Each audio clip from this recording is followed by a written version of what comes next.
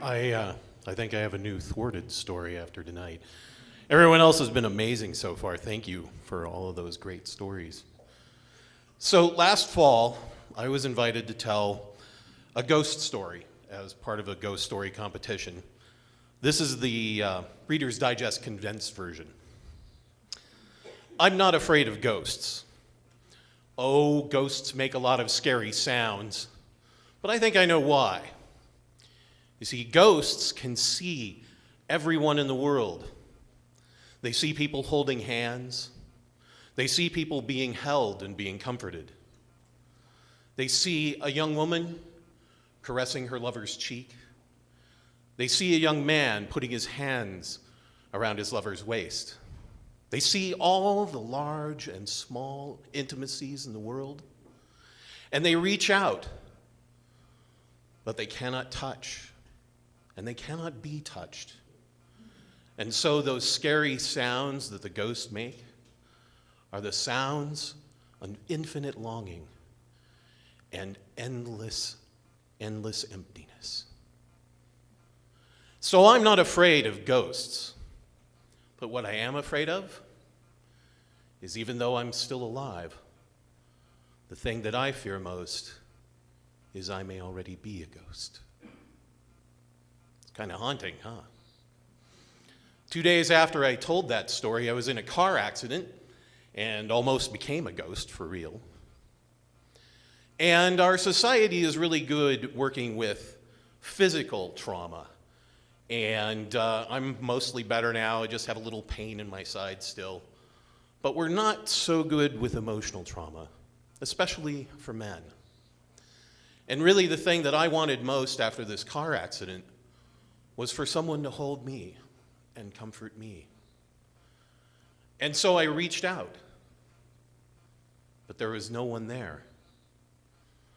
And it was as if the ghost had taken on a life of its own and was haunting me. Well, a friend suggested that I hire a cuddler. There are people that do that for a living. In fact, there's a young lady in Denver. She'll cuddle with you for $20 an hour. And on the one hand, this would be so wonderful because I would get the emotional support that I wanted. But on the other hand, what kind of sorry, lame loser am I that I have to pay someone to cuddle with me? But there was a Truth Be Told Story Slam coming up. And the topic was shelter. This is perfect. I'll have a session with the girl, we'll cuddle, whatever happens, I can tell the story at the shelter slam. This is great, so I'm gonna do this. So I called and I left a message, and she didn't call back. And I emailed her and I didn't hear back. And I called a second time and I still didn't hear back. Okay, the story slam's here. I promised myself that I was going to tell the story of what happened with this girl. So I'm all set to tell my story about not getting cuddled. And then they didn't pull my name out of the hat. And I didn't get to tell my story. It's like I really am a ghost.